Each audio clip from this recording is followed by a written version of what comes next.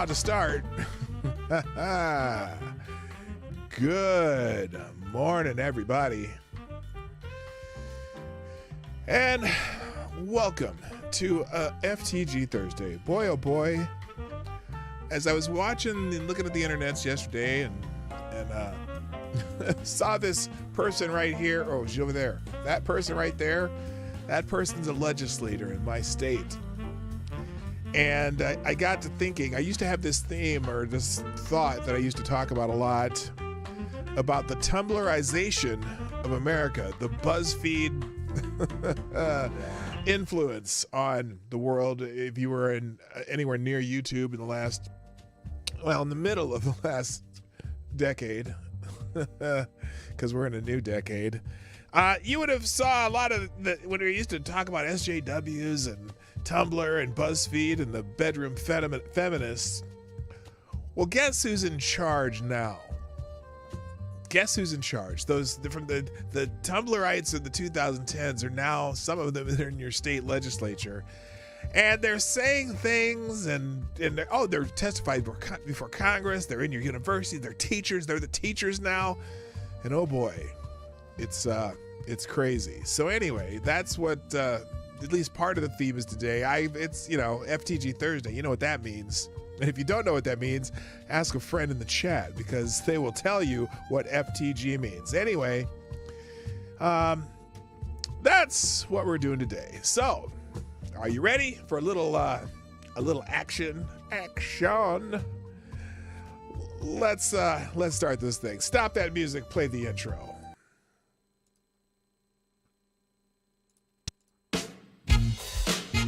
Ladies and gentlemen, coming to you live from the Lucky Dog studio in a hidden location somewhere in the upper Midwest of the United States of America, it's a brother making his own way but with all the wrong opinions. Welcome to the Morning Night Live with your host, the one and only P-Dog Knight. All right, here we go. Stop the music. Good morning, everybody. Welcome to the Morning Night Live. I'm your host, Marty, also known as P-Dog Knight on the internet, and welcome back to the P-Dog Knight channel on this Thursday, FTG Thursday, the 19th of January, 2023. I am happy you're here. I'm happy I'm here, and hopefully you will find some joy and sustenance from this program. So I hope you're having a good morning. Mine's pretty decent, except we're about to get dumped on with snow again in my lovely little burb in the middle of central Minnesota, or not central, I guess we're eastern Minnesota technically. But anyway, I love the snow, and I just love shoveling driveways and breaking out the snow blower and making snowballs and driving through it and all that stuff. Yeah, well, I'm kind of over it because we've had a lot. Will there be food? I don't know. Oh, you guys are talking about something else. Anyway, so let's just get into it because I don't want to spend a lot of time, or I don't want to waste a lot of time. I don't want to waste your time. I want to make this a high-value program for you, and that's very important to me. But first, of course, I like to say good morning to the people who got here early. Now, it's kind of messed up because I was having some YouTube difficulties this morning, but I finally figured them out. So the fact that you made it here is freaking fantastic. I'm glad you're here. But over on Rumble, I didn't seem to have those problems other than the screen went blank a couple times. So let's say hi to the people on Rumble. First in the chat over there was Simon Wolfwood. Thank you, Simon Wolfwood. You get the bell for over on Rumble. Congratulations. Also on Rumble. Oh, I do have my cup of reparations here today. I got the grandpa cup. You know what I just found out? I just found out that baby girl's starting to walk. Isn't that wild? Because she's almost a year old. She'll be a year old in March, right? She's just started getting some steps on. She can walk with daddy or mommy holding her hand now, and with a little walking thing she pushes around. And I never even really saw her crawl that much. She kind of went from nothing to walking. I thought that's kind of cool. Anyway, enough about my happy life.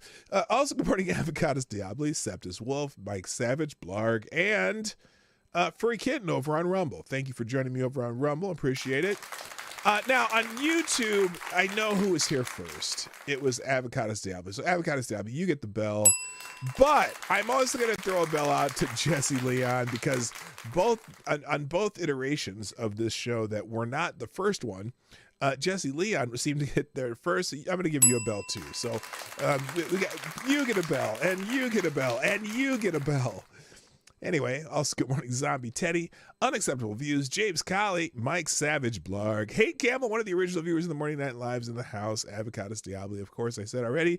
Also, good morning, my favorite Canadian Jaeger pony. Hello, Simon Wolfwood. I said James Colley. Higgs in the house from the home base in Florida.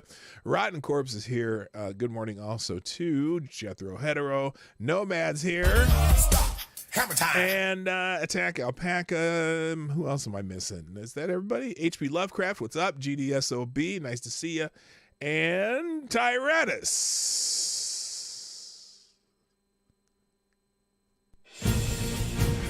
Tyrannus Alexandrius. Trumpner Lich. Good morning, sir. I got to do that every once in a while. Can't do it every time, but James PFP's in the house. Nice to see you. And Fox P2. Am I getting everybody? I'm getting there. Okay, it looks like that's about everybody. So, Asian Research Directorate just dropped in. Welcome. If I missed you, I'll figure it out eventually, and I'll try to keep up on the Rumble side too. I haven't done that as well, and I think I might have missed some Rumble rants along the way. So if I did, I apologize for that. I got to learn to watch both screens and make sure that I catch those. Rumble rants is basically the equivalent of a YouTube super chat. Although, if you really want to sponsor the show, the best way to sponsor the show is at pdognight.live. You don't give a lot of money to Susan, and the donation goes more where you intended it. And you can write more words because YouTube limits you when you don't put more than $2. Or if they give you letters based on how much you give. I, on the other hand, at P-Dog Night Live, you get everyone gets the same amount of letters. It's an egalitarian proposition where but I do appreciate when you give more than 2. But if you can't, if you don't even donate at all, I'm fine with that too. Look, this show's free. It'll always be free. I just appreciate it because it helps me keep the show going. The reason I have better equipment than I had when I first started doing this is because of you, because you guys help me out. So anyway, and it pays my cable bill. Well, my internet bill. We have internet cable internet. Anyway, good morning, Somnable Nation. Good to see you. I see you in there.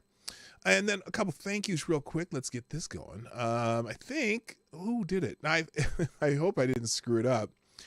Hopefully you hit the link that actually works. I don't know which one this is. That's the ND one. Let's see if that's the right one. Well, because you retweeted me. If you retweeted me, you got the right link to the episode. Because I finally, when I figured it out, I got the right link before I tweeted it out. Also, make sure that you follow me on Locals. You follow me both on YouTube, Rumble, Odyssey, where you can get repeats of the show, and just that way you get notifications especially if you go on Locals. I sent out the show on Locals daily now that I remember it, it's a habit, and on Twitter too. So if you follow me in any of those places, you'll get notifications. YouTube's notifications are notoriously sketchy, and I also don't necessarily have the I don't have the gravitas on YouTube as far as those notifications, because I think because I have a lot of I don't have a great relationship with YouTube, I don't think, and I don't think that they care if my channel grows. So follow me on Locals or Twitter, and you'll be sure to get the notifications on those two platforms. Okay. Good morning, Maddie. Also, all right, shall we begin? So I named the show. What did I name the show today? When 2014 Tumblr takes over society, and I probably should have said instead of when. I should have said either they have taken over society, or when did they take over society? Because it seems to me that you see a lot of stuff that you go, oh, that's kind of the kind of crap you used to see on Tumblr a few years ago. Oh, by the way, there's a possible interesting update on George Santos, serial liar guy.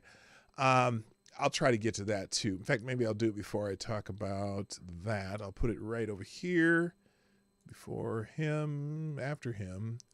Oh my God, okay. That should go over here. Let me get these in order because oh Jesus, you're gonna be frightened here. There we go. All right, we'll move George Santos right there. So, I want to get to the first thing that you see when you looked at my channel today was my thumbnail with this woman, this legislator from the state of Minnesota. And this will kind of give you an idea of what I'm talking about when I say the Tumblr generation is in charge. So this is a state legislator. Now, in the state of Minnesota, let me fix that. What'd I do? Let me escape there. Got to make sure I can see it. Let me get the ace up there. There we go. We got it. Okay. In the state of Minnesota, there's a bill in the Minnesota House of Representatives. Apparently someone figured out that there are a number of female students miss school because they do not have I wouldn't say access. I just don't have the right menstrual products. Okay. So our state legislator is working on a bill that would require school districts to provide, now it says provide access to menstrual products for students. And so they're going to use some of the budget surplus that the state of Minnesota has right now to provide school districts to purchase funds for school districts to purchase menstrual products, tampons and pads and things like that. And so I don't know if they're going to make it a requirement that the school provide them for free, or they're just going to make sure that they have access to them in bathrooms and stuff. But this particular state legislator has a concern about this, what's happening with this. And so let's just listen to her concerns. I would encourage the committee to vote no on this amendment for a few reasons: practical, financial, social, emotional. First, there are a lot. Okay, I don't know what the amendment in particular is, but she just said she's going to vote no on the amendment because of practical, fiscal, social, and emotional. Okay, now wait for it. Wait for it. Of schools that are moving towards gender-neutral bathrooms. And if we add female, we might become obsolete very quickly. Second, not all students who menstruate are female. We need to make sure that all students have access to these products. Wait, whoa. Wait, what? What did she just say? All what? Obsolete very quickly. Second, not all students who menstruate are female. We need to make sure that not all students who menstruate are female. All students have access to these products. All there are students obviously need access less to these products. Non-female menstruating students, and therefore their usage will be much lower. No. Now, they keep breaking their own damn rules. You know what I'm saying? They keep breaking their own damn rules. They don't understand the own language that they demand from us. By the way, good morning, Jay Pylon. Let me finish this. Let her finish. Then I'm going to explain why I keep saying this. And I say it over and over again. These people don't even know the rules that they made up, even though they're nuts. And that was actually calculated into the cost of this and how much we decided to fund it. And so we do not expect that the non-female menstruating students will use these products as much as the students using female bathrooms, but it's important to have them there. Oh my and God! That brings me So to they this, want to just the have social, tampons emotional available in reasons the for that. boys' These students who are not bathrooms and female, locker rooms. who menstruate, face a greater stigma and barrier to asking for these products, and so providing them in an easily accessible place in all student bathrooms is particularly important for those students. Oh, okay. So they want so her problem is that the bill is not funding tampons and pads in the boys' bathrooms, only in the girls' bathrooms and the gender-neutral bathrooms. But what now? Who can tell me what rule she's breaking? By their philosophy, because I'm not of this philosophy. I don't understand why they can't figure out that they made up a rule that gender and sex are not interchangeable, are not the same. Their rules, not mine. Because I use traditional English language and that's the language I speak. Yes, they are the same, and then you got to do whatever. So is the idea that she said not all people who menstruate are female. Well, yes, they are. Yes, they are by their rules, because sex, the female is sex, right?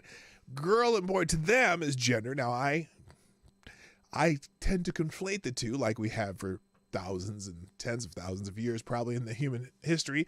But so the idea that you need to provide tampons to the boys too, well,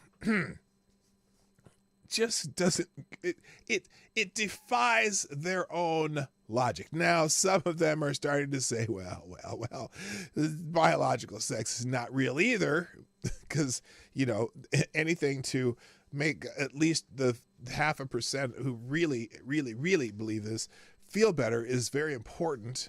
And social emotional learning. Anyway, that is in my state. That's going on in my state right now. All I can say is yay.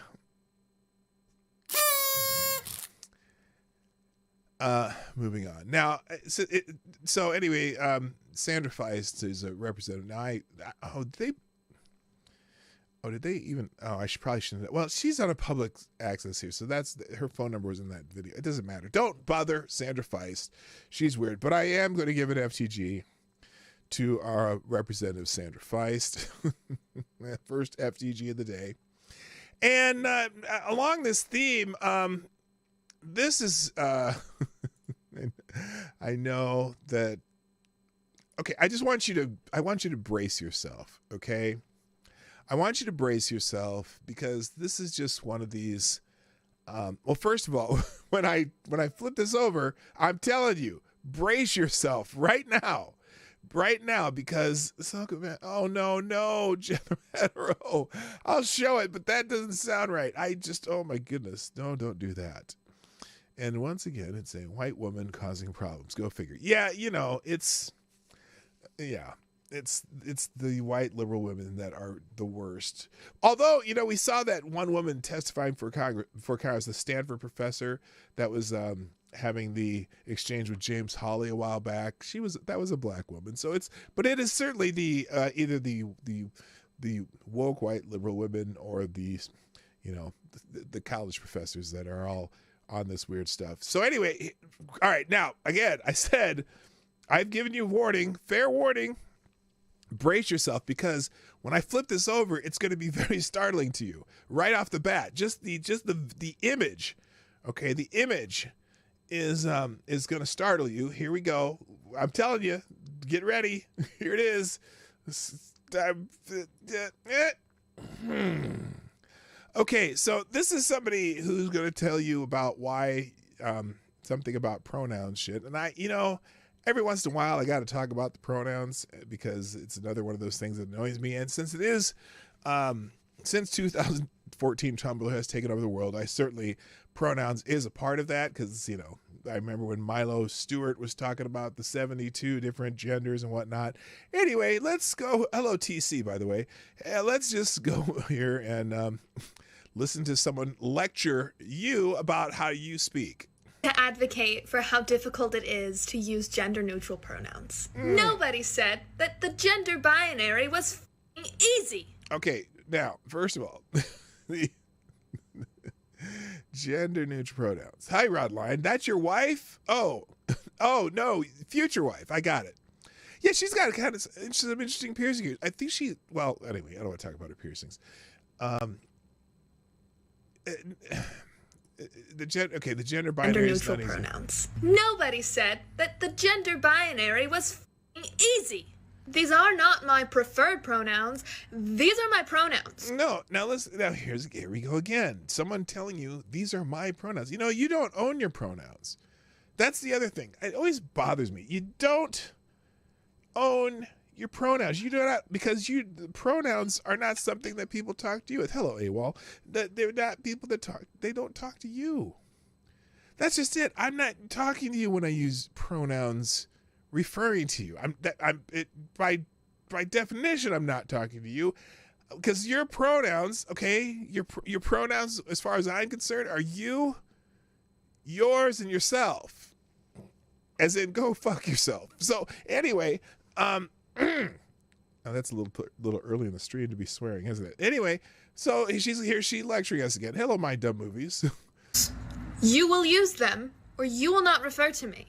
Well, no, I will refer to you, especially if you're about to get hit by a bus. Okay, if you're about to get hit by a bus, I'm going to tell the closest person to you to, hey, push her out of the way of that bus. Or if I'm talking to her, I'll say, hey, you, there's a bus coming. But if you don't hear me and someone else is nearby, I'll say, hey, go get her out of the way of that bus.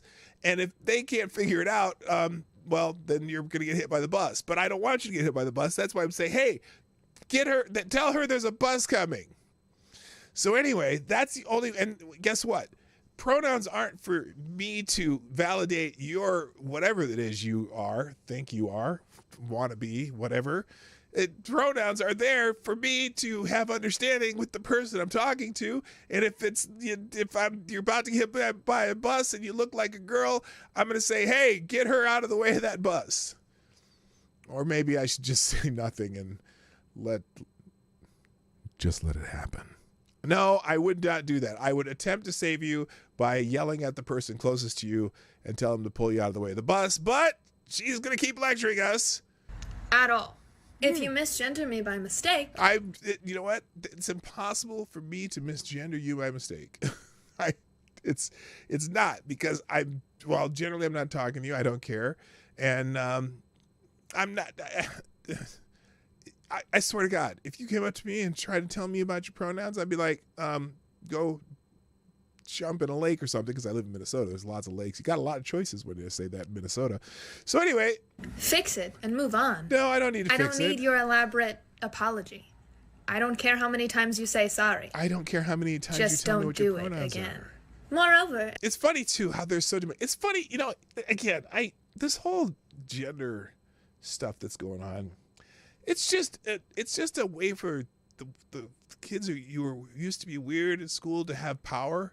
You notice how much power this person assumes they have by being able to argue this. And I don't really care. You don't have any control over what comes out of my mouth. Look, if I'm speaking, let's say if I'm speaking in Portuguese, okay, and I'm speaking to another person in Portuguese, and you walk up to me and say, no, you have to say this in this language. And I'm talking to somebody who speaks Portuguese. I'm going to politely tell you, fuck off. This person only speaks Portuguese, and that's the language we're speaking. I'm not going to change my language or change how I use the Portuguese language to make you feel better, because it's the person who I'm talking to who needs to understand me and not you. So talk to that. If someone else misgenders me, it is never your job to tell them that it's okay. Hey, you know what else is not your job to do?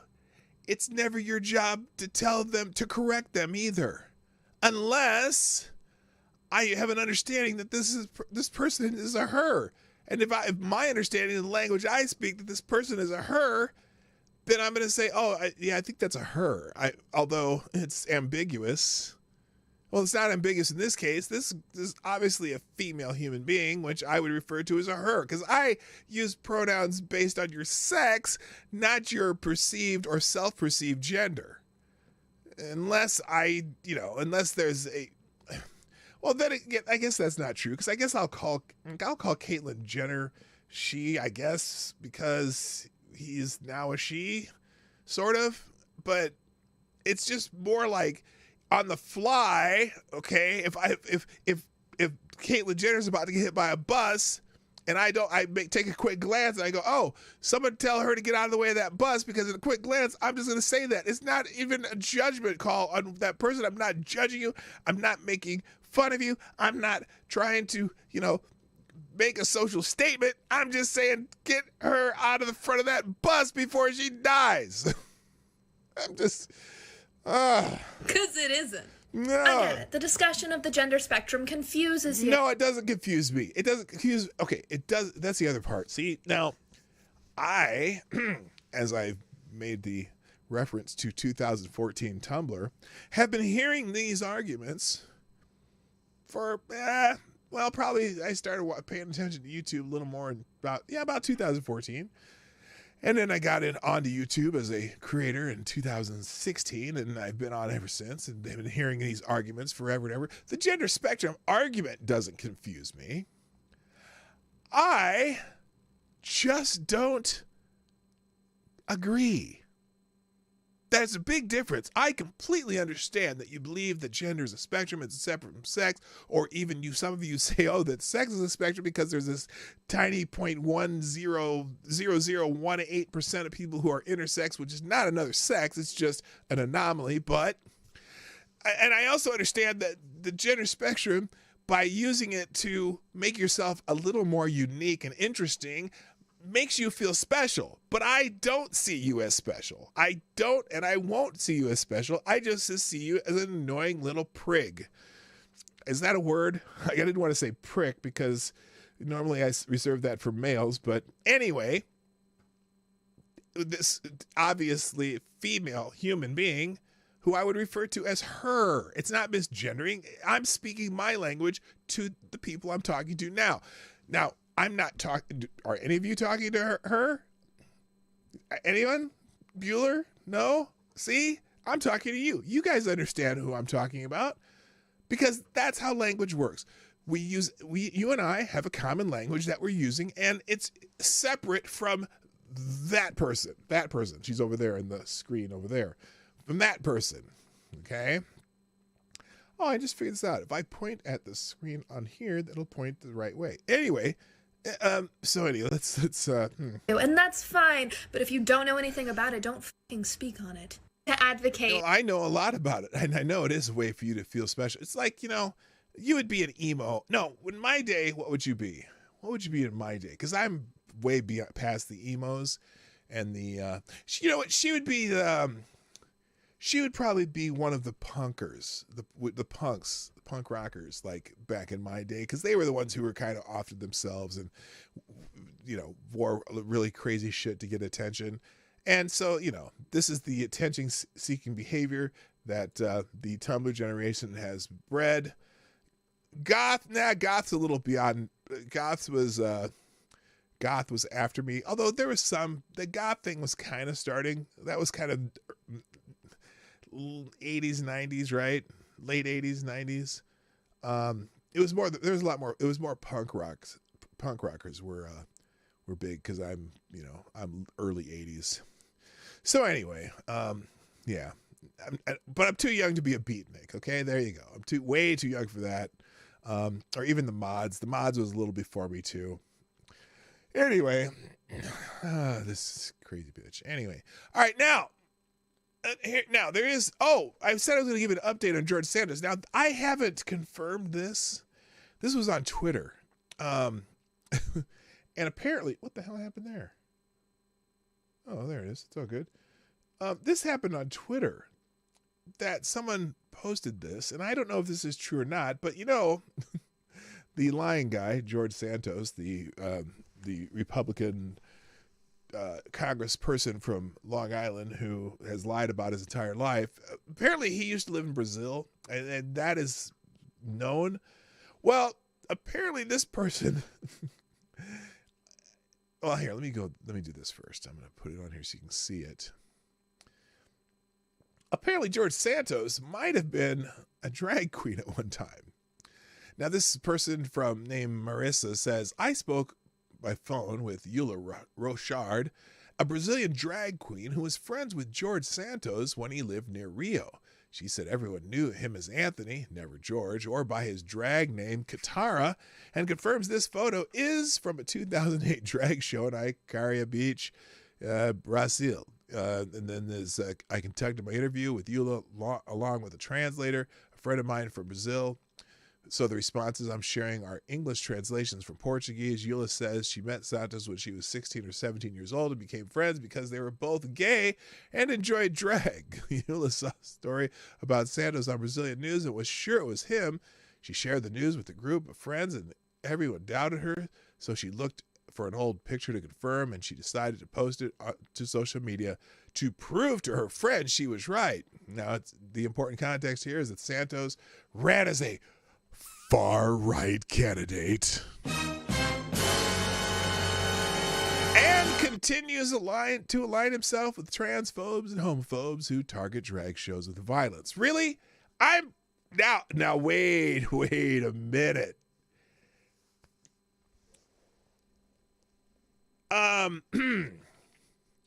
Have we had violence at these so-called targeted drag shows? Have you heard anything? Because if the violence actually happened, it would be front page news on every major newspaper and television station in America.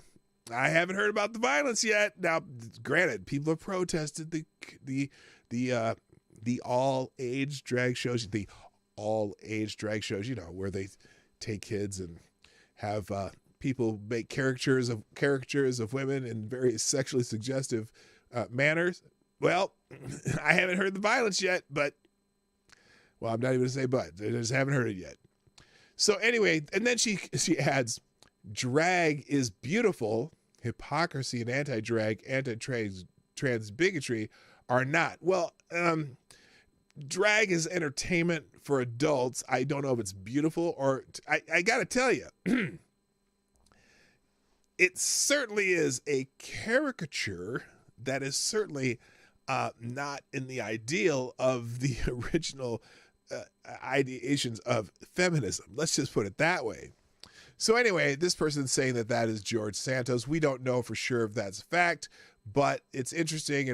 But the funny thing about that, but Jim Treacher, who's I follow on Twitter, says, "Oh, so this is good, right? Drag queens are good. That's what you guys keep telling me anyway." But apparently she's trying to point out some hypocrisy of George Santos. All right, moving on. I'm kind of staying out of this serious news today, if you can't tell. But you know what? We can always say FTG to George Santos because we are not blind partisans. So there we go. FTG, George Santos. May your 2 years in Congress go by quickly, and then hopefully a different Republican will primary you and you'll be out of there. Good morning, Cool Frog, by the way. How you doing? All right. Next.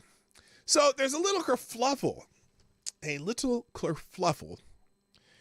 the National Hockey League lately. Now, he ran as a gay guy. That he did drag is not a massive revelation. Oh, that's right. He did say he was gay.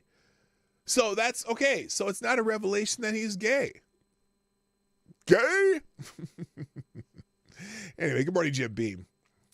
Drag shows in and of itself is fine, but leave the kids alone. Yeah, see, I'm telling because drag shows can be entertaining. I love it, especially the impersonators.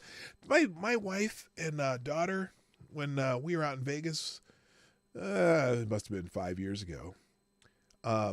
there's a great drag show at the Flamingo, and I didn't go. I don't remember why I didn't go, but they said it was phenomenal. The impersonators were very, very good. And in fact, because I went to go pick them up, I was doing something. I must have been doing something with my son because we were all out. Our whole family was out there, and I remember I went to go pick them up, and one of the impersonators, I mean, was really tall, but really did look like Madonna. I was like, oh, you look like Madonna, but you're way taller than any Madonna could ever be. But anyway, it was, they said it was a great show, but it's for adults. It's caricatures of women. It's men impersonating women. And, you know, sometimes it's just a little over the top. And I don't think most women would say that that is an accurate depiction of what a woman is. And a lot of times they're pretending to be strippers and shit. So it's just not kid friendly. Okay, moving on. So, little kerfluffle in the National Hockey League. So, there's a hockey player for the Philadelphia Flyers. His name's Ivan Provorov. And for whatever reason, now I have no idea why the Philadelphia Flyers. So, remember we were talking about how the National Hockey League was trying to improve their diversity, equity, and inclusion, and saying there's not enough women and minorities involved in the National Hockey League. What the hell happened there? My contact just fell out or something. Anyway, oh, they're both messed up. Oh, hopefully they'll go back to place. They were not diverse or have enough equity and inclusion in the National Hockey League, so they wanted to involve more minorities and blah, blah, blah in hockey, right? So they have these special nights and editions and whatnot. And the Philadelphia Flyers had, well, it was a Pride night at the Philadelphia Flyers. And so during the warm-ups on Pride night, the Philadelphia Flyers were going to warm up wearing apparently some rainbow-colored Pride night jerseys. Okay? Now, National Hockey League player, Philadelphia Flyer, Ivan Provorov, wasn't into it. Okay, so because he wasn't, he really didn't want to. He didn't want to go out and support Pride Night. Apparently he's a devout Orthodox Russian Catholic something or other, and he said rather than making a big stink about it or coming out and warming up in a jersey that did not match all the other rainbow adorned jerseys, he said that. You know what? He just sat out warm-ups. Didn't make a big deal of it. Just sat out. It's not his thing. He doesn't feel right coming out in a rainbow pride something NHL jersey. Now, I can't imagine that there's lots of hockey players in the NHL who are of the LGBTQ community, but they were, that particular team, they wanted to support the LGBT community. And so they said, we're going to do this. And Ivan said, nah, I'm not comfortable doing that. I'll just sit out warm-ups. Well, this has set off a firestorm around the NHL. So we're going to look a little bit at this now. Now, this is Mr. Provorov right here. This is a picture of him. And I'll put the full screen on here so we can see here's what he said about it. I don't think he really wanted to make a big deal. He just, and then when the warm-ups were done, he came out and, because they played in their regular jerseys, but they had special Pride, something gay, something jerseys, whatever. And then after that, they came out in their regular jerseys and played a hockey game. But here's Mr. Provorov speaking on this issue. Everybody, I respect everybody's choices. My choice is to stay true to myself and my religion. That's all I'm going to say. So, like I said, that's all I'm going to comment on that. If you have any hockey questions, I would answer those. Can you just clarify what he didn't want to participate. He did not want to participate. So with the game tonight, Ivan, obviously Kennedy's got a hat trick, and okay, so they wanted to ask about it. He said, "You know what? I'm, in the Russian Orthodox Church. That's just not something we do. Okay, it's not our thing." Well, in this day of the Tumblrization of America, you will do what you're told, or people are going to get really, really upset with you. And so I've got several examples of people getting upset with him. Let me do this. I need to take just a moment here and fix something. I'm going to be right back. Hang on a second.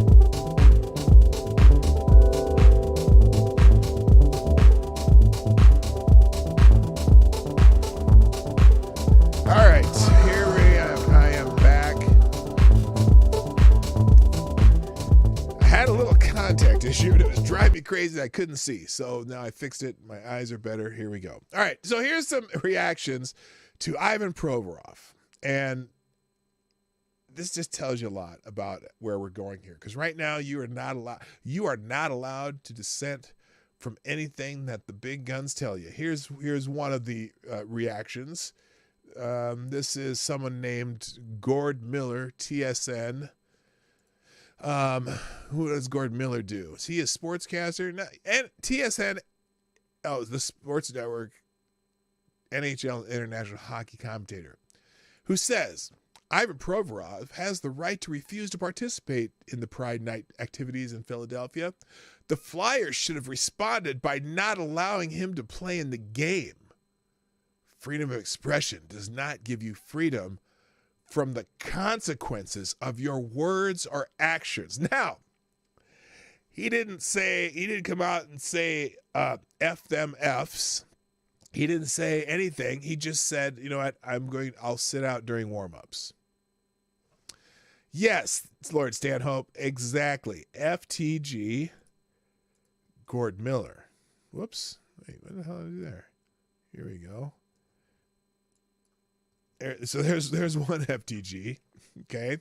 Because someone here now, and he's responding to someone who says, but Provorov obviously does not respect everyone. If he did respect everyone, he would have taken part in warm-ups and wore Pride Night jerseys.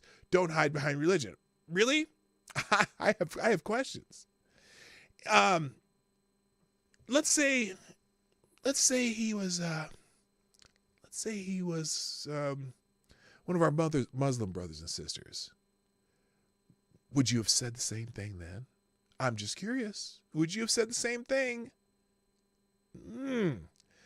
And because I would respect if let's say, for example, one of my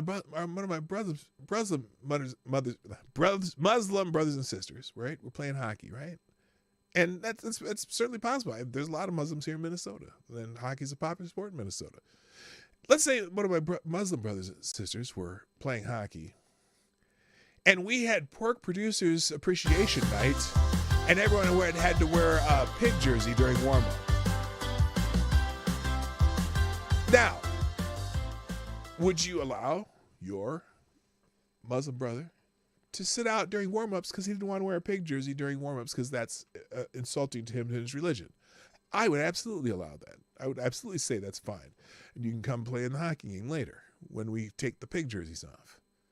Okay? So I'm doubting that that's true. So anyway, there's a whole bunch of these, so let's get through them. First, thank you, Ty Alexander, for sponsoring the show. And Ty Alexander, dropping that small bullet in the tip jar makes you are the Streamlabs Superstar sponsor of the day. Tyre says, so I have to violate the tenets of my faith.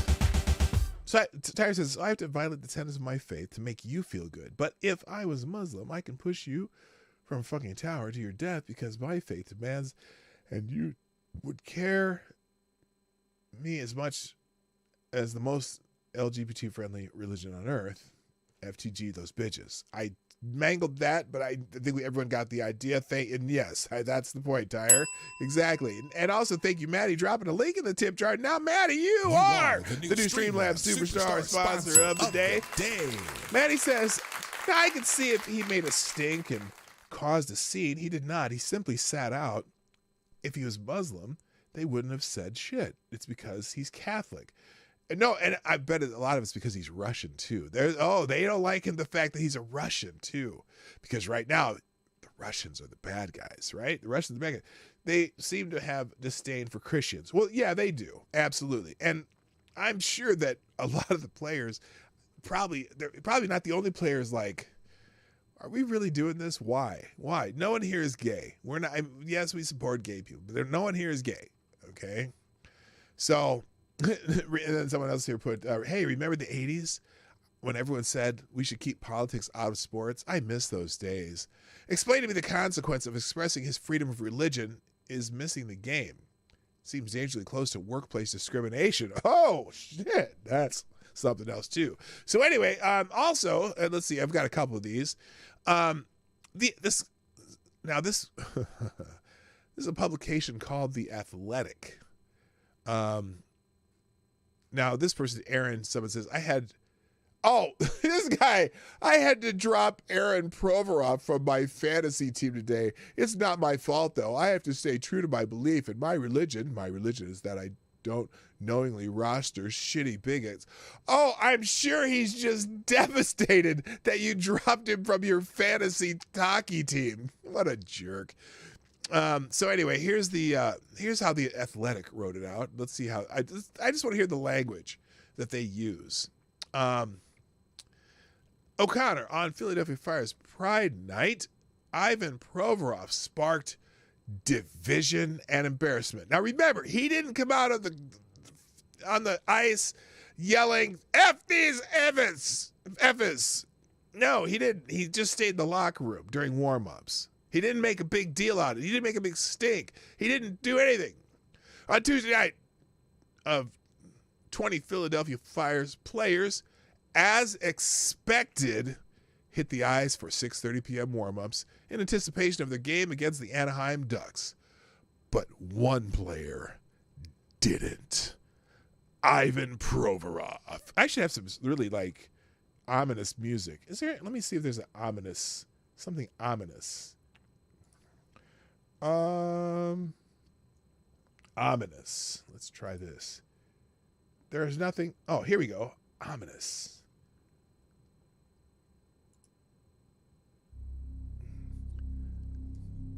On Tuesday night, 20 Philadelphia Flyers players, as expected,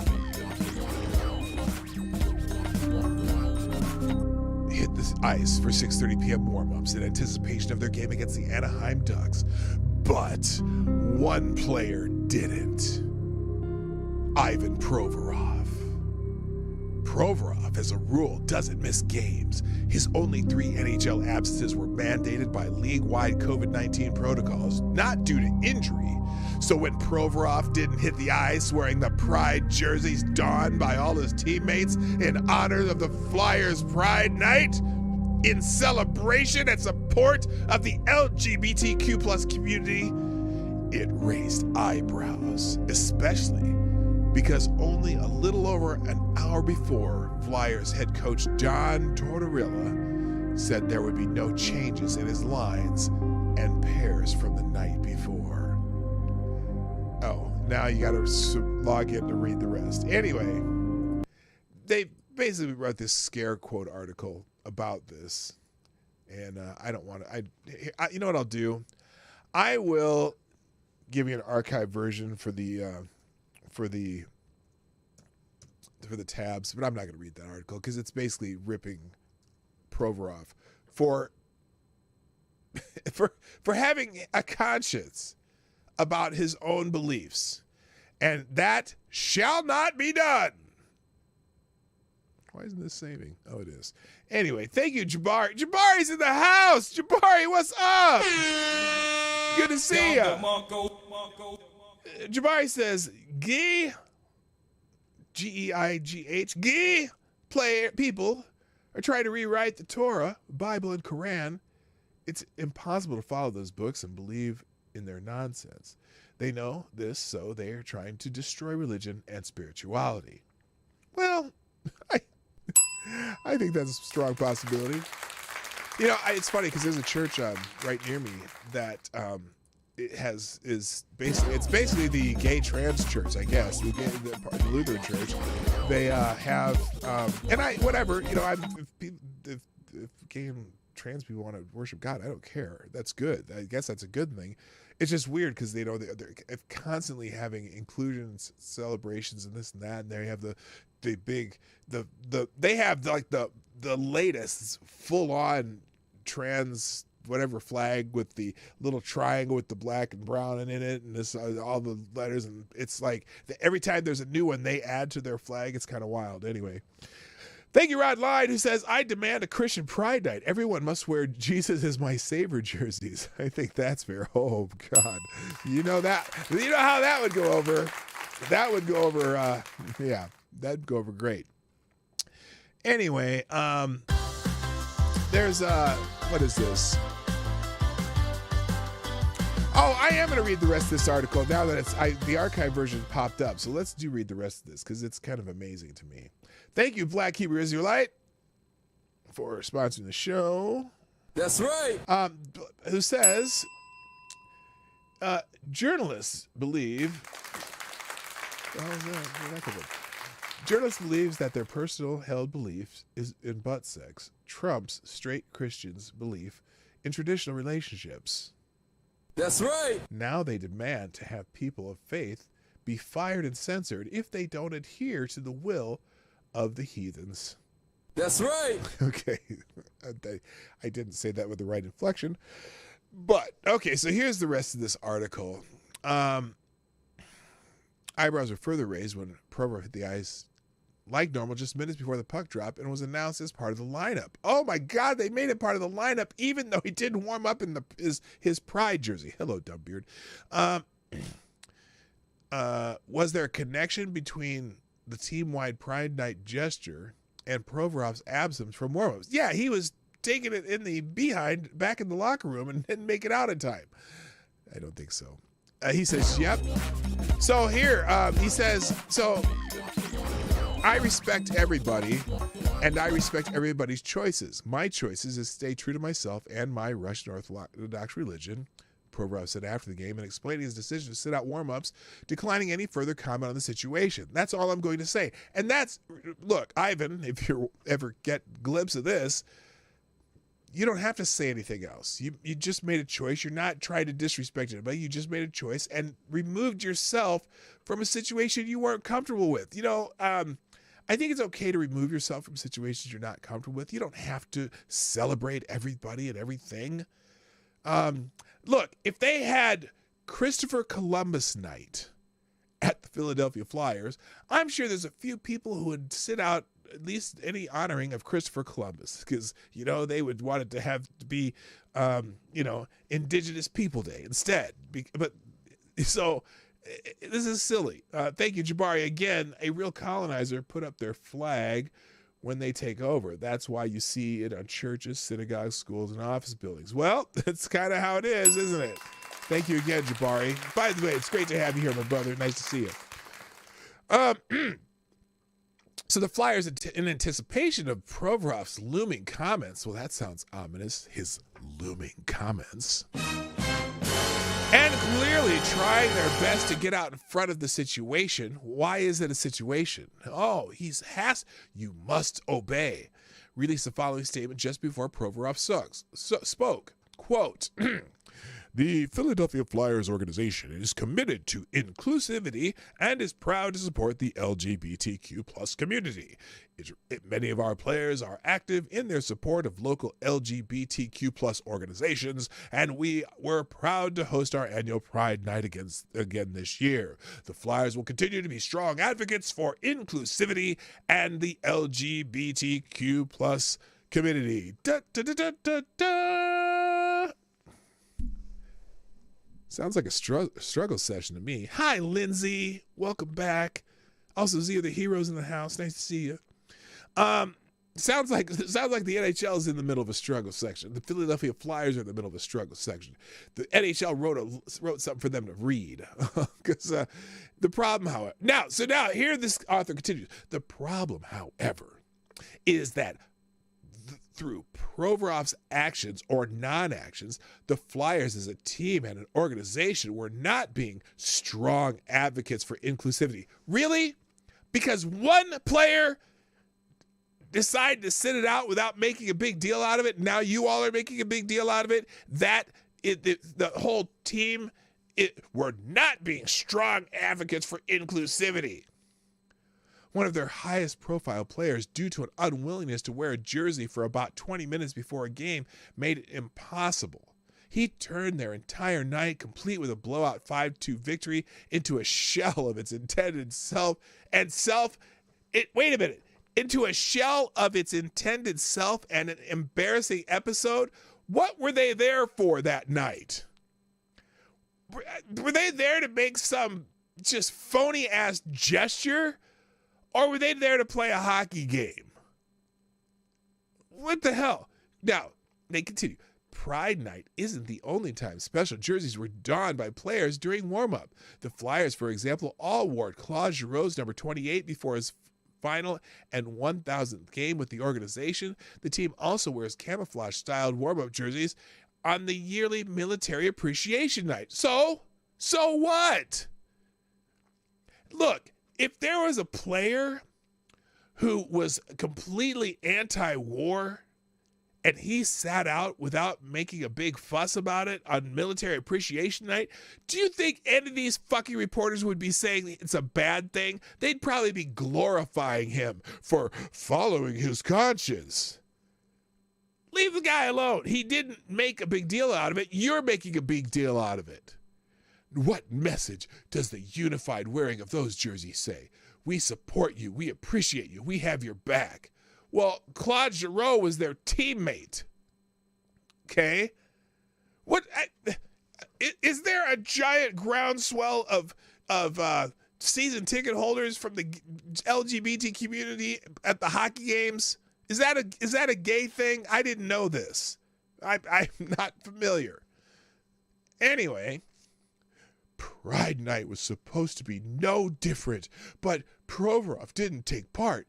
If you parse his post-game comment, it's not difficult to zero in on the word that likely explains why. Quote, I respect everyone's choices. Oh no, he said that she thinks it's a choice.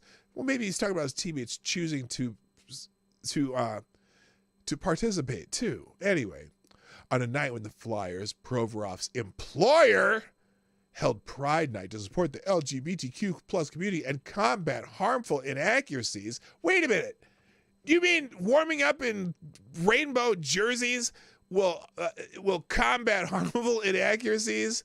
Such as gay people choose to be gay. The organization's $6.75 million per year defenseman stole the spotlight. No, he took himself out of the spotlight. He could have come out and just warmed up in his regular jersey, not wearing the gay pride jersey. No, instead, he just stayed in the locker room and didn't want to make a big scene. But no, you're not allowed to do that anymore. Now you are required to support anything that the people out there who tell you you should tell you to support. It's insanity. Let's set aside the morality for a second and look at the situation purely from a business perspective. Okay, now here it is. This is funny because I want to look for the gay section the next time I go to a hockey game. LGBTQ plus fans buy tickets and love and hate and cheer for the Flyers. Really, is hockey a big LGBTQ thing? I know the WNBA is for for some people in the communities, but I've never heard of any hockey. Where are my Canadian friends? Is hockey a big thing among the LGBTQ plus community? I'm just curious. But by sitting out warm-ups And through his words after the game, the team's number one defenseman sent those fans a clear message. It doesn't take an MBA to realize from a business and public relations standpoint that's a disaster. Really? In fact, I'm curious. I'm curious how much hockey fans in general are from the LGBTQ plus community. It's just not one of those sports that I equate with LGBTQ plus. Maybe women's hockey, or I don't even think that, but I'm just saying. I know a lot of LGBTQ people love football. I know that just because I have some friends that love football. They just happen to be a part of that community. They love football, but hockey, no. Just for whatever reason, anyway. But the Flyers' Pride Night celebration was about far more than the box office. My understanding is that the decision to wear the warm-up jerseys was entirely driven by Flyers players. Well, all the Flyers players not named Ivan Provorov. Okay, I bet you those Flyers players respect the way he chose to not participate until y'all made a big damn deal about it. Here's the NHL's response when asked for comment on Flyers' Ivan Provorov's decision to sit out warm-ups last night by declining to wear a Pride Night jersey. Hockey is for Everyone is the umbrella initiative under which the league encourages clubs to celebrate diversity that exists in their respective markets and to work to achieve more welcoming, inclusive environments for all the fans. Clubs decide whom to celebrate, when, and how. With league counsel and support, the players are free to decide which initiatives to support, and we'll continue to encourage their voices and perspectives on social and cultural issues. Hey, I got a better idea. How about y'all just shut the fuck up and play hockey and stop trying to be, the Tumblr generation? Capiche? So anyway, they went all they keep going on and on and on about this. So this reporter is not happy with the Flyers. Thank you, Kingslayer Damocles. Nice to see you in the chat, my brother. Who says, I'm not quite Canadian, but I am from Michigan and play hockey. I know zero LGBTQ people who like hockey. I live in Minnesota. That's just one of those sports that I've never noticed a big gay fan contingent. Thank you, by the way, for sponsoring the show, sir.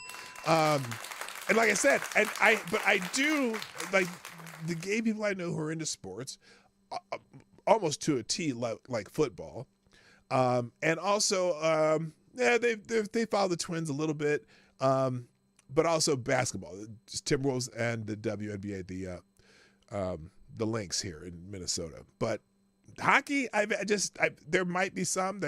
I'm sure, of course, there's some. But what I'm saying is that as a demographic, I've never seen a lot of hockey fans that are gay.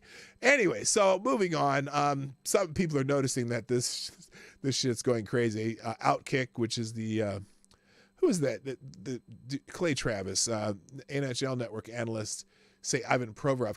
Let's just watch the analyst. Let's skip this. So now listen to the hockey analysts. These guys are heated. They are heated about this. So this is Breakfast Television. Philadelphia Flyers defenseman Ivan Provorov didn't take part in NHL's Hockey is for Everyone pregame warmups, where players wore pride-themed jerseys and used sticks wrapped in rainbow pride tape, citing his religion as a region. Now, listen to this. Before that, Jabari, thanks for dropping another 5 in this tip jar. The person in charge of social justice outreach for the Philadelphia Flyers is a liberal black woman. Do with that what you will. Well, I'm going to fail to comment on that, Jabari, but I got the message, sir.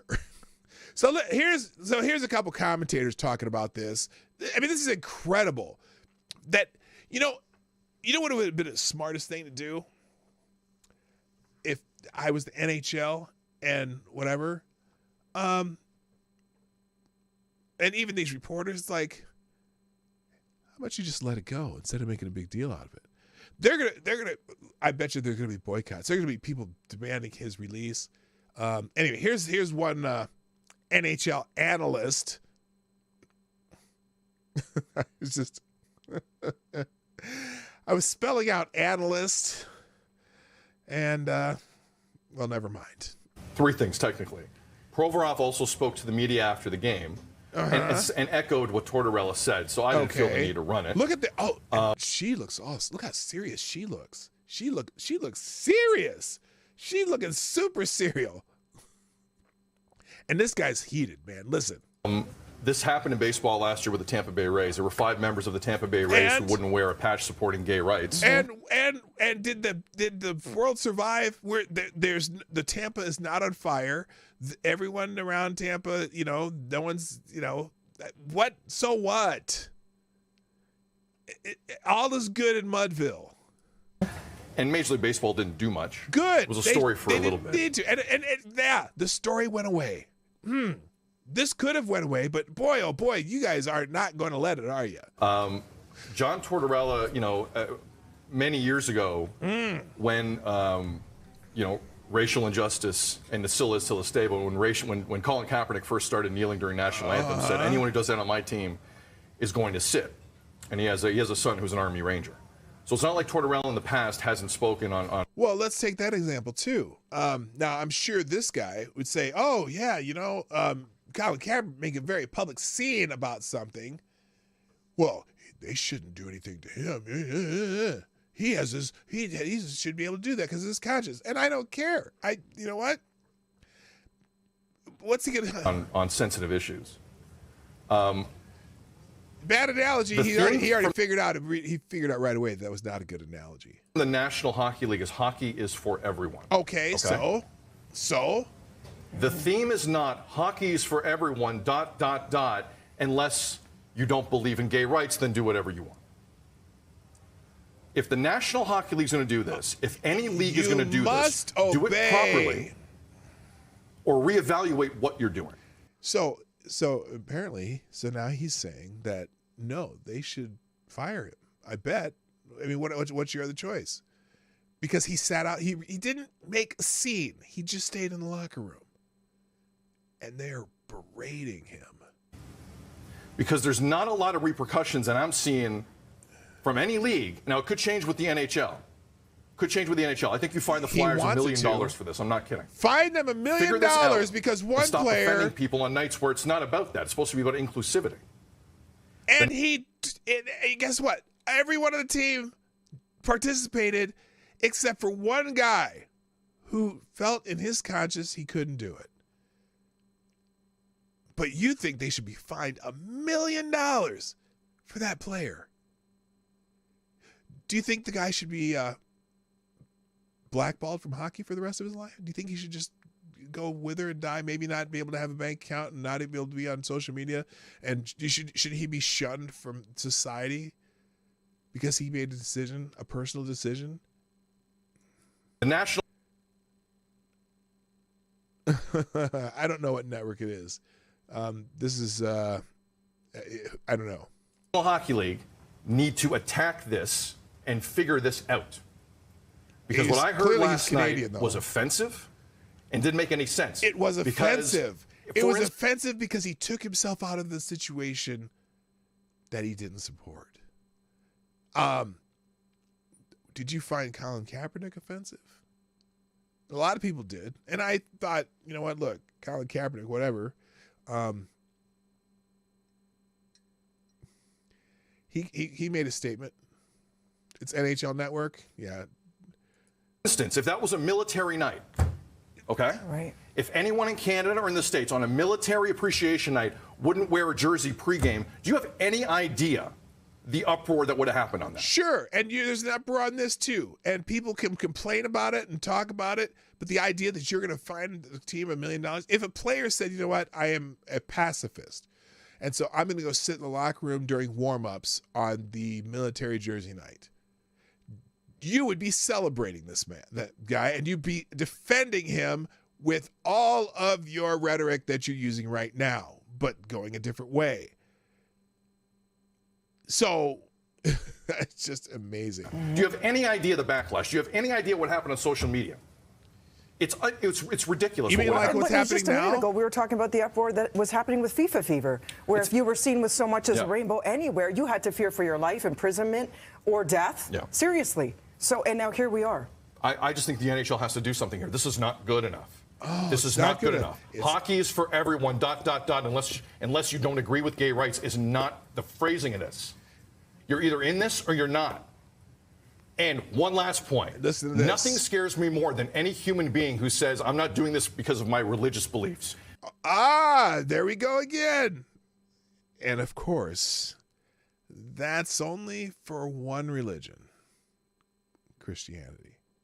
Because if it would have been any other religion, he'd have been fine with it. Or at least you know what I'm saying. The protected religions. Because Christianity is not protected. Or if he was an atheist. If he was an atheist and had a reason to not celebrate Columbus Day because he's an atheist or something like that. Okay?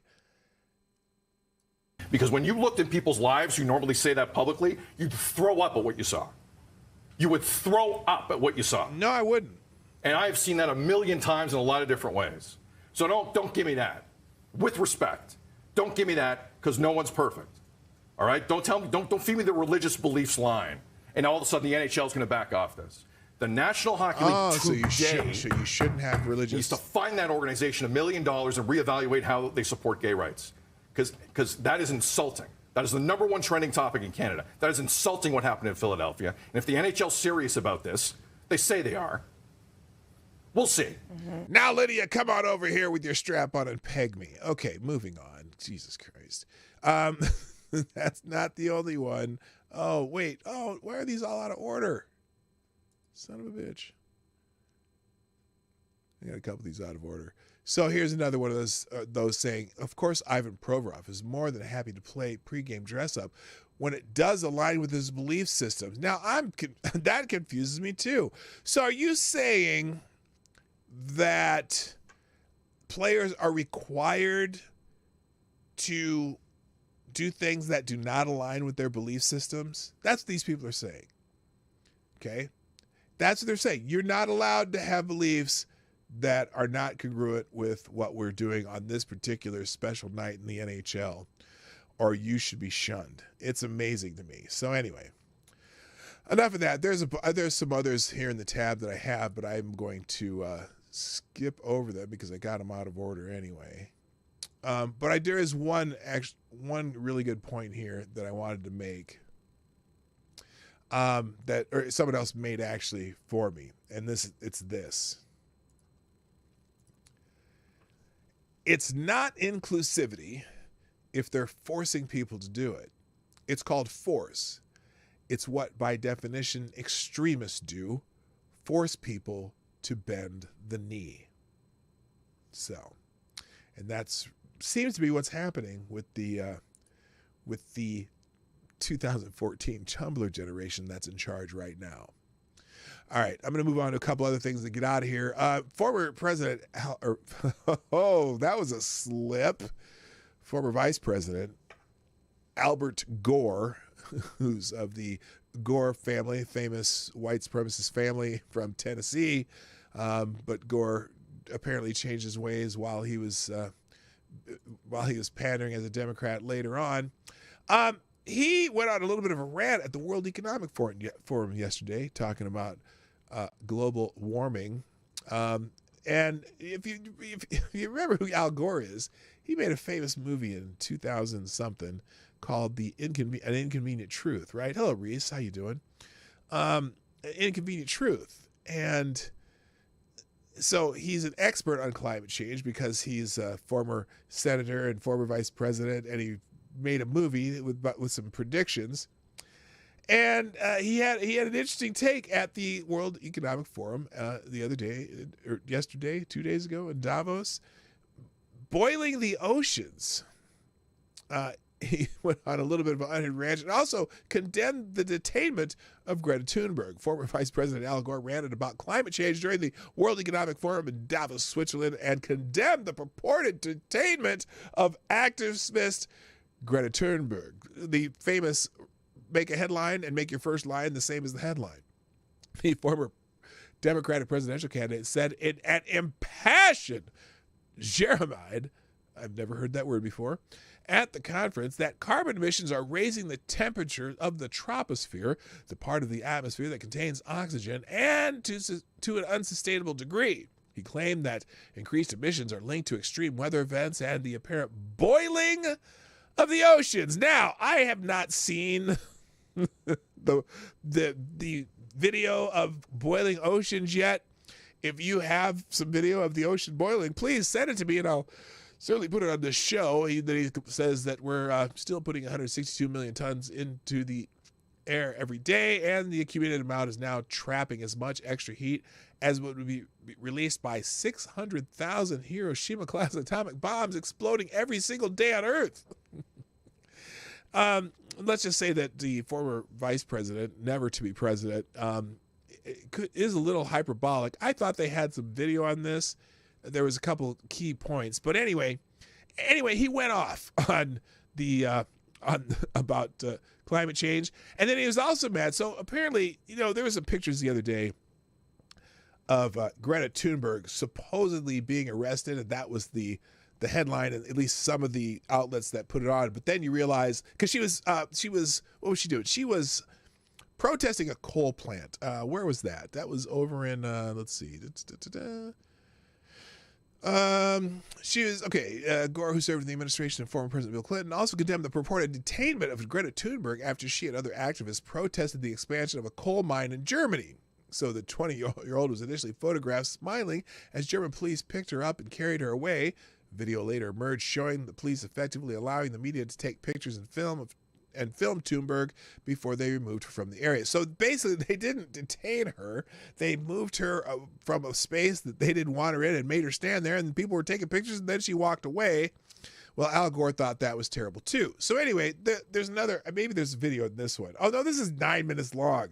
I'm not going to watch 9 minutes of video right now. I'm almost out of time here. Anyway, if you want to watch Al Gore give his unhinged rant about the environmental threats, rain bombs and boiling oceans, please, I implore you, if you have video of the boiling oceans that Reverend Gore is telling us about, will you please send them to me? I really, really want to see them. And then he also said, let's see, Gore pointed to, World Economic Forum said the situation is more dire than people realize and claimed the current output of greenhouse gases is sending heat into the atmosphere that is equivalent to 600,000 Hiroshima bombs every day. Now, can you imagine? Let me just say something. So Hiroshima that bomb was pretty devastating, right? Think of 600,000 Hiroshima bombs every day. The entire world would be already dead. And yet, that's the heat that Al Gore claims that is being released into the atmosphere every day. 600,000 Hiroshima bombs. 600,000. 600,000. Gore also pointed to the xenophobia and political authoritarian trends as contributed to the ongoing climate issues and increase in refugees. Oh, because he said there's going to be at least 1 billion refugees, too, soon. Look at the xenophobia and political authoritarian trends that come from just a few million refugees, the activist said. What do you mean a few million? The xenophobia and authoritarian trends. Not where I live. They're just letting them all in. And they're not climate refugees either. They're economic refugees. But he says, what about 1 billion? We could lose our capacity for self-governance on this world. We have to act, he yelled out, referencing how it's predicted the world will see more than 1 billion refugees this century. So anyway, I want to move on from that because this is interesting. So and then again, he criticized the detention of Greta Thunberg in a German protest. Says he agrees with. I agree with her efforts to stop that coal mine. He said Wednesday during a panel at the World Economic Forum. Protesters have faced police decked out in riot gear and backed by bulldozers ready to demolish the village of Lützerath to make way for the expansion of the open cast coal mine in the heart of Europe. But, you know, because there's this little issue with Russia, they got to, I don't know, wait, didn't Germany shut down a bunch of nuclear power plants? And so now they're trying to get more coal to fire up their coal ones because they're having a little trouble with different energy sources that are coming from one of their biggest suppliers of energy, which is Russia. During this Ukraine-Russia crap, you know, it's all intertwined over there. But anyway, he's mad about that. What I want to show you, though, this. Now, this is, now he also claims, now this is 3 years ago, but he claims his global warming predictions have come true from the movie The Inconvenient Truth. I want to go watch that movie. I've never seen the whole movie. I've seen things about the polar bears. I know they said the polar bears would be extinct by, by 2010, and the polar bear population grew instead. So when asked about his 2006 prediction, that we would reach the point of no return in 10 years if we didn't cut human greenhouse gas emissions, climate alarmist-in-chief Al Gore implied that his forecast was exactly right. Some changes, unfortunately, have already been locked in place. He said, now, here's some of the things he said. Sea levels could rise as much as 20 feet. 20 feet. He didn't provide a timeline, which was shrewd on his part, but even if he had said 20 inches over 20 years, he'd still have been way off. Sea levels have been growing for about 10,000 years, and according to the National Oceanic Atmospheric Administration, continues to rise at about 1/8 of an inch per year. These storms are growing stronger, but apparently there's not a lot of evidence they're growing stronger or more frequent. Now, that's a Heritage, it links to a Heritage article, so take that for what it's worth. I mean, Heritage is certainly on the opposite side completely of Al Gore, and but I know for a fact that hurricanes are not more frequent, at least over the last time period that Al Gore said they would be. Now, there's some that have been stronger, but not all of them. Anyway, he said, let's see, Mount Kilimanjaro was losing its snow cap due to global warming. By April 2018, the mountain glaciers were taking their greatest snowfall in years. 2 years later, Kilimanjaro was covered with snow for an unusually long stint, but it's possible that all the snow and ice will be gone soon. Kilimanjaro is a stratovolcano with a dormant cone that could erupt. And then just saying that it's the point of no return. If we have truly gotten this far, why even care that virtually all of the Democratic candidates have agreed that global warming is the top issue? If we pass the point of no return, there'd be no reason to maintain hope. The fact that Gore is looking for a savior from among the candidates means that even he doesn't believe things have gone too far.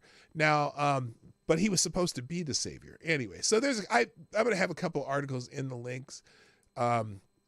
There is an article here on what has changed since he did Inconvenient Truth in 2006, which is interesting, just talking about how solar power is becoming bigger, carbon emissions are rising, electric cars have taken the world by storm. What year was this article?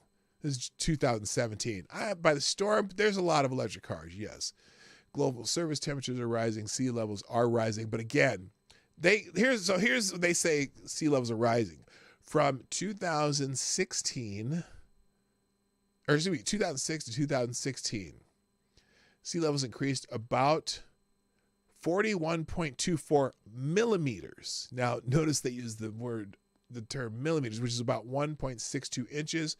So if you divide that by 10 years, 0.162 inches per year. So that's interesting. And then world leaders signed the Paris Agreement, whatever. So I'll leave a countervailing argument to the one that's making fun of Al Gore. This one tells you some other things that have happened. Both these articles from a few years ago. Now, let's see, what do I got here? Now, in the threads, in the links today, as you know, I put all the articles and tweets and video and stuff in a single link in the description of this video, both in Rumble and YouTube at the end of the show. When you click on that link, it'll take you to a single page that has everything on one page so you can find it easily. I have a few threads in here that I'm not going to be able to get to because I'm running out of time, and there's a couple articles I want to hit. But Michael Knowles did a thread about the World Economic Forum, and there's an interesting person. If you've been paying attention to the Twitter files and how government and non-government agencies and business are trying to curtail your speech. Well, this is the thread about this woman named Julie Grant. If any of my Australians are here, you might know who she is. She's now the Australian e-safety commissioner and she was in a World Economic Forum clip last year, which she proposed a recalibration of free speech. This thread should scare you. If I have some time this afternoon, I might pop on and just go through this because just to give you a couple examples, though, let's just give you an example of what she was saying a year ago. We'll watch this clip real quick. Are finding ourselves in a place where we have increasing polarization everywhere, and everything feels binary when it doesn't need to be. So I think we're going to have to think about a recalibration of a whole range of human rights that are playing out online. From freedom of speech to the freedom to, to be free from online violence. We have to recalibrate our ideas of freedom of speech and to be free from online violence. Does she know that violence is a physical act and not something you get through the internet? Anyway, she seems to be, and the World Economic Forum seems to be trying to find ways to force the rest of the world into policies that certain countries have been taking regarding they call it safety. See, if you call it safety versus censorship, then it sounds a lot different. But it's a concept called safety by design. It's the notion that government regulators cannot possibly keep up with innovation. So liberals' regulatory preferences need to be built into technology themselves. And they're trying to force these especially social media companies to put in this kind of content moderation that's based on their sensibilities rather than, well, maybe we should just let people talk and figure it out and learn through the dialectic process. But no, they believe that they should be able to curtail speech, and they're showing you different ways. So it's a really important thread. I think you should go through it. Like I said, I'll try to do it this afternoon. I also have a thread. There's a new, Robbie Swab put out a new thread called the Facebook Files. So on the back of the Twitter files, some people are starting to get some insider information from Facebook. So this is one of the first ones I've seen, but this is how Facebook censored people on COVID information and things like that.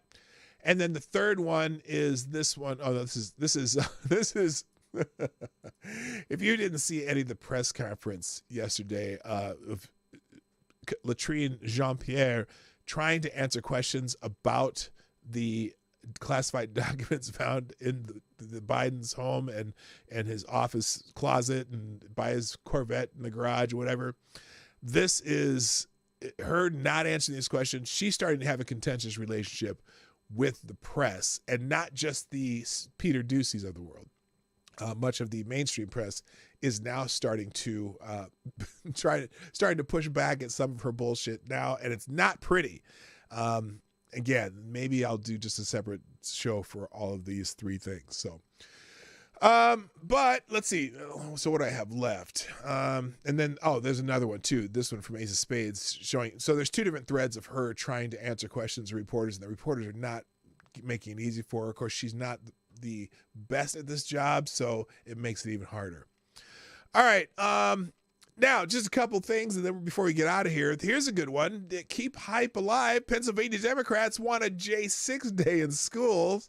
This is written by Lincoln Brown. Sigh. It never ends. I mean, it never ends. The issue of January 6th has moved beyond the macabre fascination and into the realm of a fetish for Democrats. Of course, when your fetish can also be turned into a political tool, I suppose you've hit the jackpot. The January 6th national holiday has not become a reality yet, but the legislative year is young, and Democrats everywhere seem intent on milking this cow until it's not only dry, but tips over in the barn, kind of like Guam. 3 members of the Pennsylvania State House are laying the groundwork. Senator Art Haywood, a Democrat in the 4th District, Representative Chris Robb, Democrat 200th District, and Ed Nielsen, Democrat in the 169th District.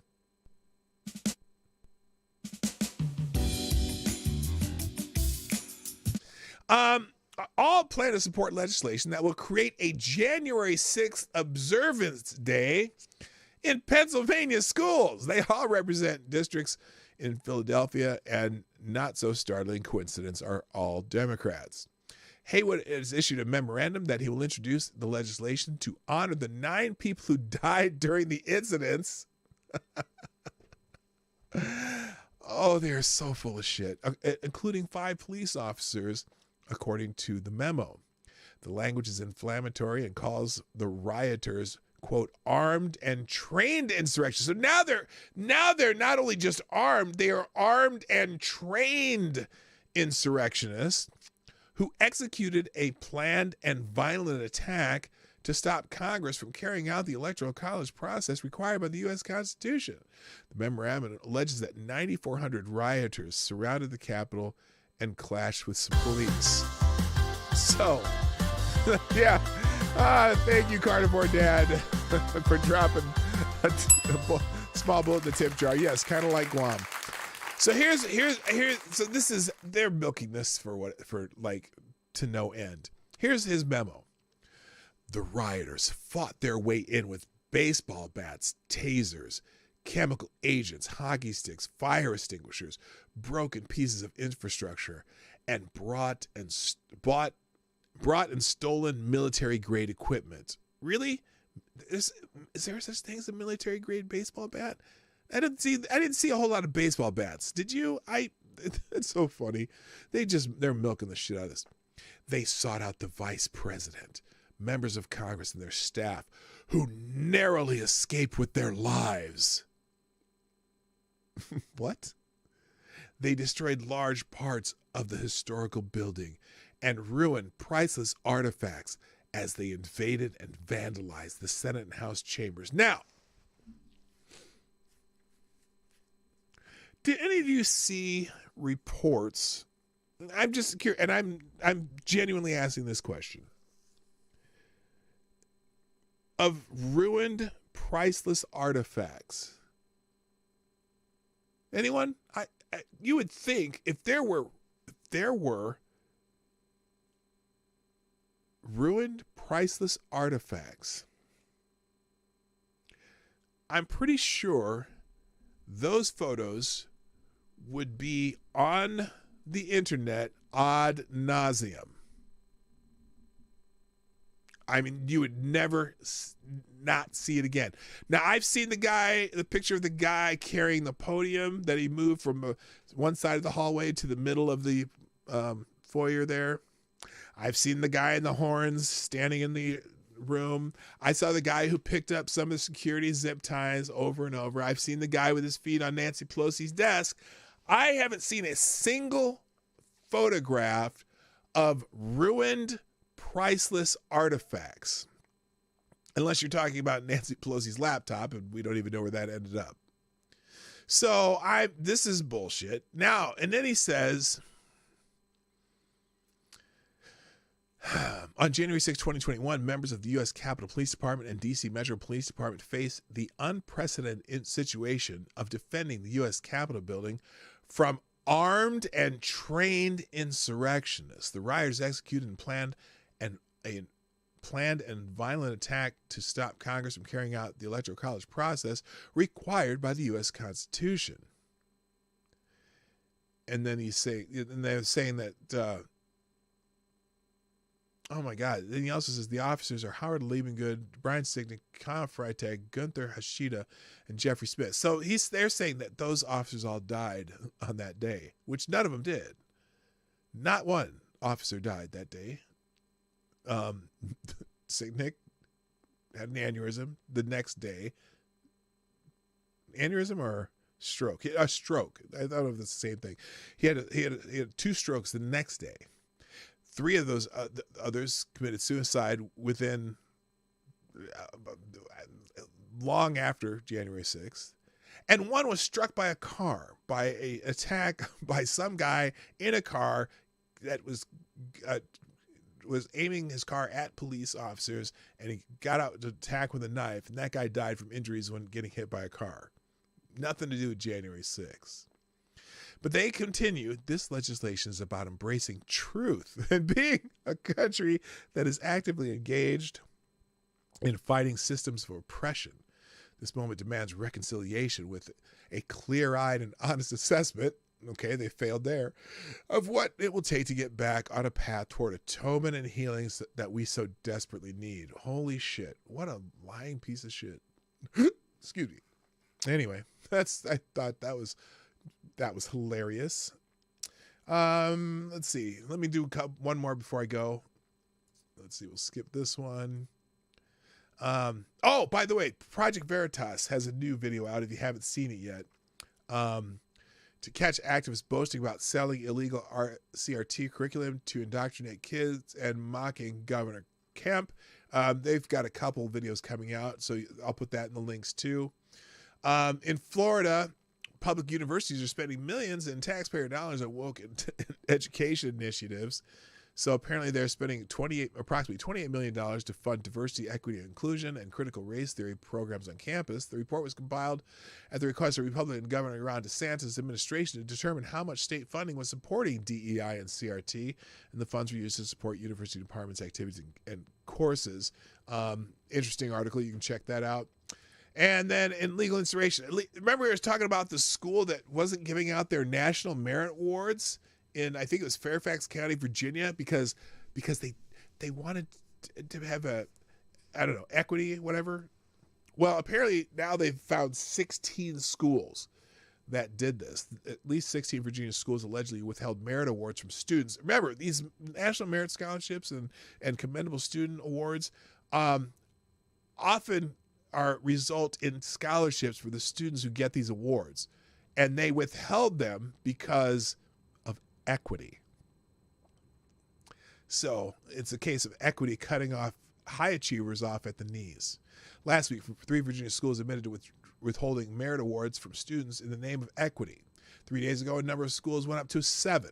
Yesterday, the Daily Mail reported that as many as 13 schools had done this. At least 13 schools, high schools in Virginia, delayed merit awards until after college admissions.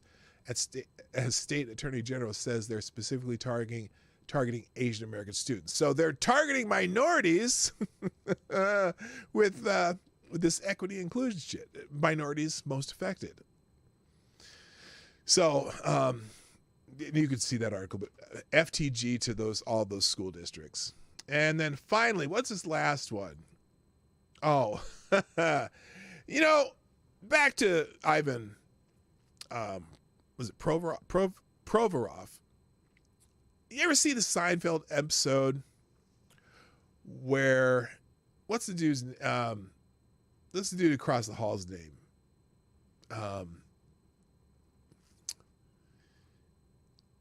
Shoot. What the hell's his name in Seinfeld? Where he's walking he's marching in a gay pride parade, but he wasn't wearing the ribbon. Okay?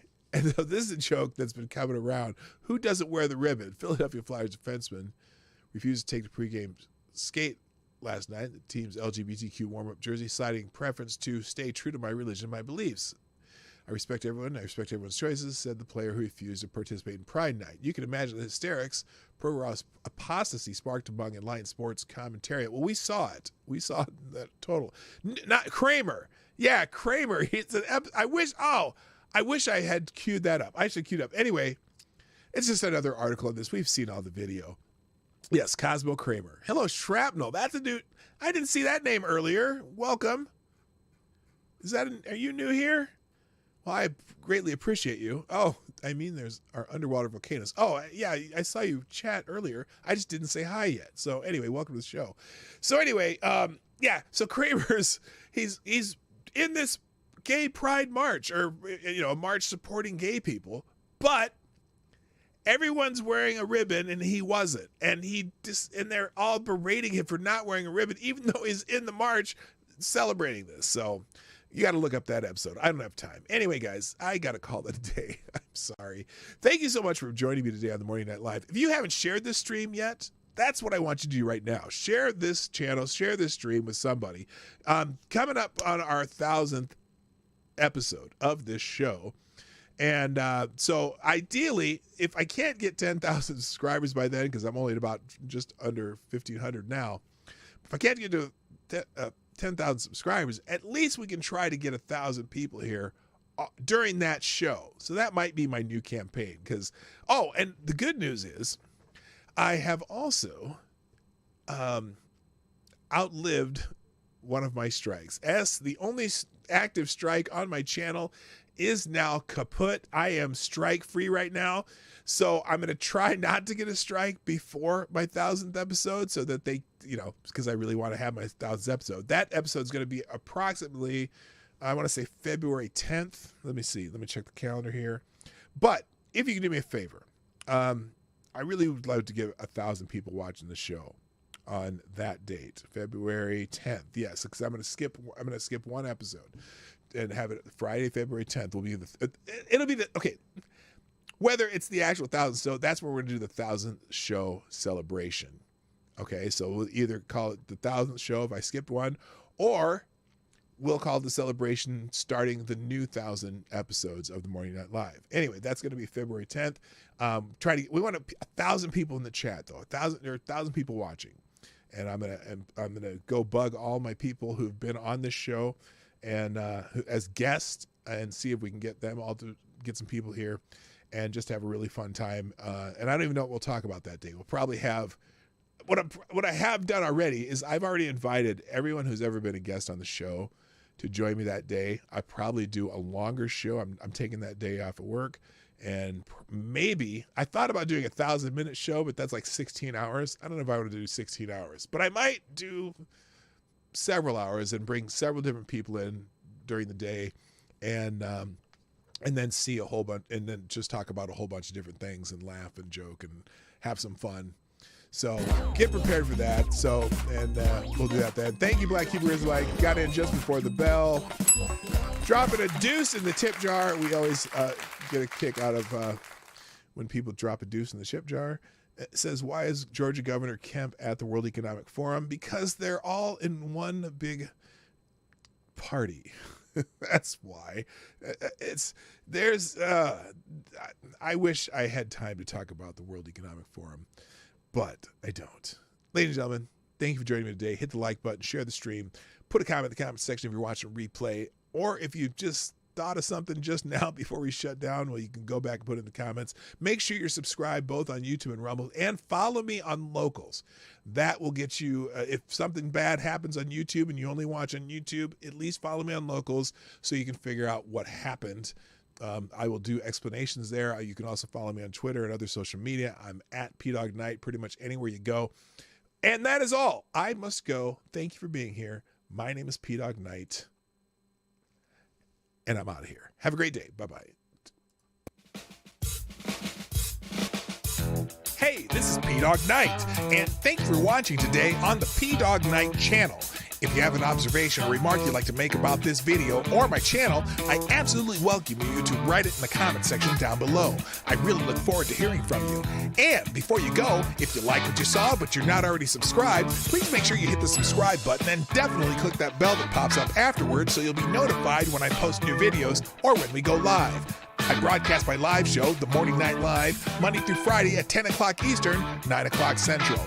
A special thank you to all the supporters of this channel who share our videos on social media and who make donations through Streamlabs, YouTube, Venmo, and Cash App, which are all linked in the description down below.